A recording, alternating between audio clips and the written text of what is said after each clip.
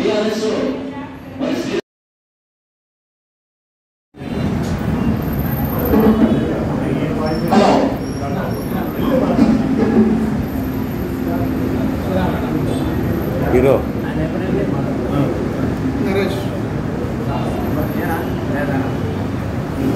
అందరికీ నమస్కారం అండి. పోరాడితే ఏముంది పోయేది బాధిత సంఖ్యలు తప్ప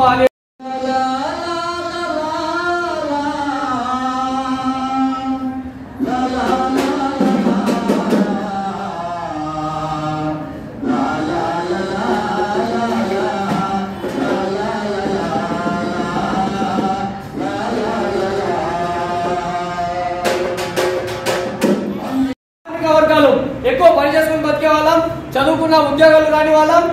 అందుకెనని నిరుద్యోగి ఇందు లేడని సందేహం అనదు. ఎందెందో ఎతికినా నిరుద్యోగులుగా ఎస్సీ ఎస్టీ బీసీ మైనార్టీలో ఉన్నారు కాబట్టి ఎక్కడ చూసినా కూలీ వాళ్ళుగా, ఎక్కడ చూసినా దోసులు అమ్మే వాళ్ళు, బయలార్ పని చేసే వాళ్ళు, ప్రతి పని చేసేవాళ్ళు బహుజనులే. సో కాబట్టి వీళ్ళకు న్యాయం జరుగుతుందా అంటే ఎక్కడ కూడా న్యాయం జరగలేదు. న్యాయం జరగాలంటే ఏం చేయాలి? ప్రభుత్వం ఎన్నో చట్టాలు తెచ్చింది, లేబర్ యాక్ట్ తెచ్చింది, కానీ దానివల్ల ఒరిగేది వచ్చేది ఏమీ లేదు. కానీ మనకు బానిసలా చేసుకుంటూ పీల్చి పిప్పి చేస్తున్నా కానీ ప్రభుత్వాలు అధికారులు మాట్లాడట్లేదు. దానికి కారణం మనం ప్రశ్నించలేకపోతున్నాం, ప్రశ్నించకుండా చేస్తున్నారు. అగ్రవర్ణాల చేతుల్లో ఈ రాజ్యాధికారాలు ఉండడం వల్ల మనము వాళ్ళకే ఓట్లేస్తున్నాం, అదే పార్టీలను గద్దెనెక్కిస్తున్నాం. దీనికి కారణం ఖచ్చితంగా మనం ఆలోచించాలి. మనం కూలి వాళ్ళు లాగే ఉండాలా? మన పిల్లలు మన తర్వాత వాళ్ళు కూడా పనులు చేసుకుంటూ బతకాలా? ఒక్కసారి ఆలోచించండి. ఏమి చేసినా మన భవిష్యత్తు గురించి ఆలోచించవలసిన అవసరం ఉంది. కానీ ఈరోజు ఒక్కరేమన్నా మనం ఆలోచిస్తున్నామా? మనల్ని ఆలోచించకుండా చేస్తున్నారు.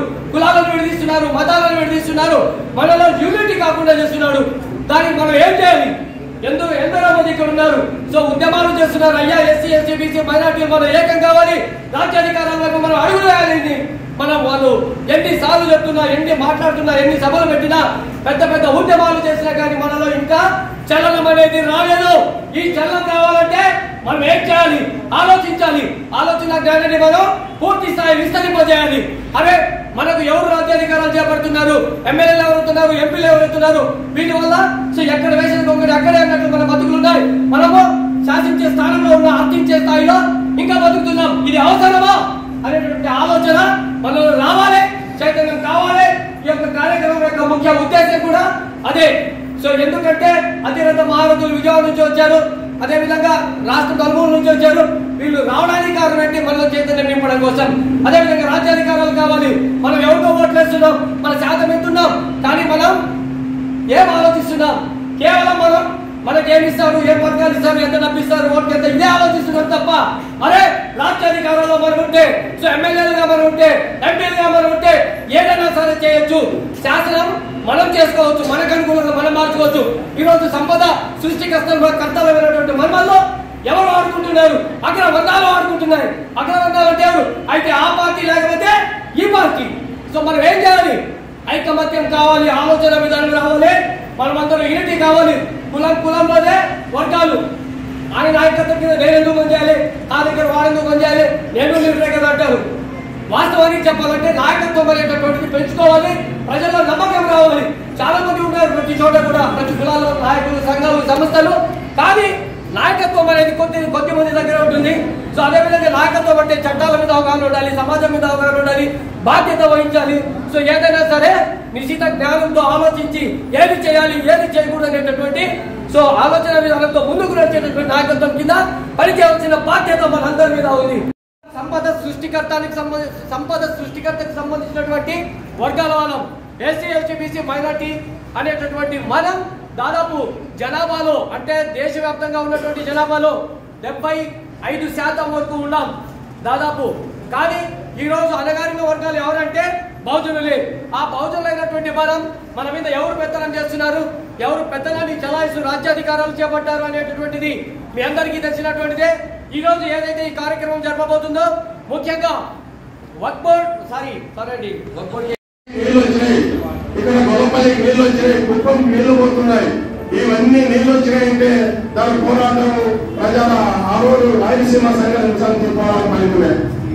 దాని మన దెబ్బకి అందరూ కూడా మళ్ళా పోరాటాలే కావడంతో మరి చంద్రబాబు నాయుడు చేయలేకపోయాడు. కానీ అప్పుడు రాజశేఖర రెడ్డి మనకి ఇచ్చిన మాట ప్రకారంగా మాకు చెరువులకు నీళ్ళు వచ్చే విధంగా మా మహానుభావులు కల్పించారు.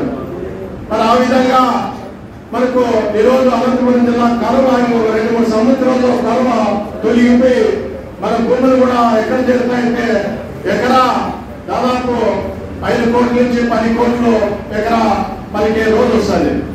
ఇంతకుముందు మనం ఎకరా ఎంత పోయిందంటే ఎకరా ₹1,00,000 ₹1,50,000 పోయింది భూములు. ఈ రోజు 10 లక్షల నుంచి 20 లక్షలు భూముల రేట్లు చెప్తున్నారు. అంటే నీళ్ళు ఇంకా రాబోయే రోజుల్లో చాలా ఉన్నాయి, వచ్చేటివి అవన్నీ వస్తున్నాయి. కాబట్టి మనం ఇప్పుడు మన ఉద్యోగం ఏంటంటే ఈ ప్రైవేట్ సంస్థల్లో పనిచేస్తున్న వాళ్ళందరికీ కూడా జీతాలు పెంచాలి. దీని మీద మన పోరాటం ప్రారంభం చేస్తున్నాం. ఈ రోజు ఆ పోరాటమే ఈ రోజు మీ అందరినీ పిలిచి ఈ పాంప్లెట్ కూడా అందరి సమక్షంలో ఒక చైతన్య కార్యక్రమాన్ని పాంప్లెట్ కూడా రిలీజ్ చేస్తున్నాం. ఎందుకంటే మన ఇంట్లో ఏ ఇంట్లో చూసినా ఎక్కడో చోట ఒక కంపెనీలో పనికి పోతుంటారు. అవునా కాదమ్మా? ప్రతి ఇంట్లో పోతుంటారు కదా. కాబట్టి మనకు అది అవసరం కాబట్టి బహుజనులందరికీ కూడా. కాబట్టి దాని మీద మన పోరాటం చేయబోతున్నాము. మరి దానికి ముందు కూడా పెద్ద పెద్ద సభలు సమావేశాలు జరుగుతాయి. ఒకవేళ కంపెనీలో అనుకున్నట్టుగా పెంచకపోతే మనకు లాయర్లు దాదాపు ఈ రాష్ట్రంలో మన బీసీ సమన్వయ కమిటీకి ఒక 300 నుంచి 500 మంది లాయర్లే ఉన్నారు, మంది జడ్జీలు ఉన్నారు. చాలా మంది ప్రైవేట్ కేసులు కూడా దాని మీద అయిపోతున్నాము. కాబట్టి ఈ పోరాటం కొనసాగించడం వల్ల మనందరికీ మేలు జరుగుతుంది. మనం కూడా ఎక్కడ మీటింగ్ జరిగినా మనం ఆ మీటింగ్లకి తప్పనిసరిగా అందరూ హాజరు కావాలని చెప్పి తెలియజేస్తున్నాము. మరి ఇప్పుడు సభ ప్రారంభం అవుతుంది. ఇవన్నీ ఎందుకు చెప్పాల్సి వచ్చిందంటే ఇక్కడ వచ్చిన వాళ్ళందరికీ కూడా కొంత దాని మీద అవగాహన వస్తుందనే ఉద్దేశంతోనే మేము చెప్పడం జరిగింది. ఆహ్వానితులు సాకే ఆదినారాయణ గారికి అదేవిధంగా సభా అధ్యక్షుడు ఆర్పిఎస్ శ్రీరాములు గారికి, అదేవిధంగా ముఖ్య అతిథిగా విచ్చేసిన పూర్వచంద్రరావు గారికి, అదేవిధంగా దేవి మేడం గారికి, ఈ వేదిక మీద ఉన్న నాయకులందరికీ పేరు పేరున హృదయపూర్వక నమస్కారం తెలియజేస్తున్నాము. ఈరోజు శ్రీరాములు గారు నేను చిన్నప్పటి నుంచి చూస్తున్నా అనేక పోరాటాలు బలహీన వర్గాల కోసం చేయడం జరుగుతోంది. పేదలకు ఇల్లించడంలో కానీ, పేద వర్గాల సమస్యల కోసం పోరాటాలు కానీ నిత్యం ఏదో రూపంలో పోరాటాలు చేస్తూనే ఉంటున్నాడు. నిజంగానే ఆయన చేస్తున్న పోరాటాలు అభినందనీయం. ఈ మధ్య కాలంలో కానీ ఈ కుటుంబ ప్రభుత్వం వచ్చిన తర్వాత కానీ దేశవ్యాప్తంగా బీసీ కులగణన చేపట్టాలని చెప్పి మొన్ననే సప్తగిరి సర్కిల్లో పెద్ద ఎత్తున బహిరంగ సభ పెట్టడం జరిగింది. ఈ రోజు కానీ చైతన్య సదస్సు ఏర్పాటు చేసి అదే డిమాండ్ మీద కానీ ప్రైవేట్ రంగాల్లో రిజర్వేషన్లు కానీ జనాభాలో బీసీలకు కులగణన చేయాలని చెప్పి చెప్పడం జరుగుతుంది. ఈరోజు అనాగరికంగా అమాయకత్వంతో బానిసత్వంతో అనేక వర్గాల వారు ఈ దేశంలో 80% మంది పైన పేదరికంతో మగ్గుతున్నారు. వాళ్ళలో ఈ దేశంలో అనేక సింహాలు, జంతువులు, పక్షులు, నెమళ్ళు, కుక్కలు లెక్కలు ఉన్నాయి. కానీ జనాలు లెక్కలు లేవు. ఈ లెక్కలు తేలితే బీసీలో ఈ కులాలు లెక్కలు తేలితే వాళ్ళకు రావాల్సిన సంక్షేమ పథకాలు అందుతాయనే ఉద్దేశంతో దేశవ్యాప్తంగా కానీ కులగణన చేయాలని చెప్పి మనం కోరుతుంటే ఇప్పుడున్న బీజేపీ ప్రభుత్వం మాత్రం దాన్ని చేపట్టే పరిస్థితి లేదు. కాబట్టి మనమంతా ఈ తెలంగాణలో ఈ కులగణన చేపట్టడం జరిగింది. అదేవిధంగా కర్ణాటకలో ప్రతిపాదన ఇవ్వడం జరిగింది. బీహార్లో అదేవిధంగా కులగణన చేపట్టడం జరిగింది. ఈ కులగణన వల్ల మనకు రావాల్సిన సంక్షేమ పథకాలు, అదేవిధంగా విలేజెస్ లో పంచాయతీల్లో సర్పంచులు కానీ, ఎంపీటీసీలు కానీ, జెడ్పీటీసీలు కానీ మన కులాలను బట్టి రిజర్వేషన్లు ఇచ్చే పరిస్థితి ఏర్పడుతుంది. ఈరోజు మన తలరాతులు మనం మారాలంటే కేవలం చదువు ఉంటే, ఆ రోజు అంబేద్కర్ కానీ, మహాత్మా జ్యోతిరావు పూలే కానీ, సావిత్రిబాయి పూలే కానీ మనకు చెప్పిండేది ఒకటే, మన వర్గాల దగ్గర సంపద లేదు, మన వర్గాల దగ్గర మేధస్సు ఉంది, మనమంతా తెలివైన వాళ్ళము. ఆ తెలివి ఇంకా బలంగా కావాలంటే చదువు వల్ల మన పిల్లలను బాగా చదివించాలా.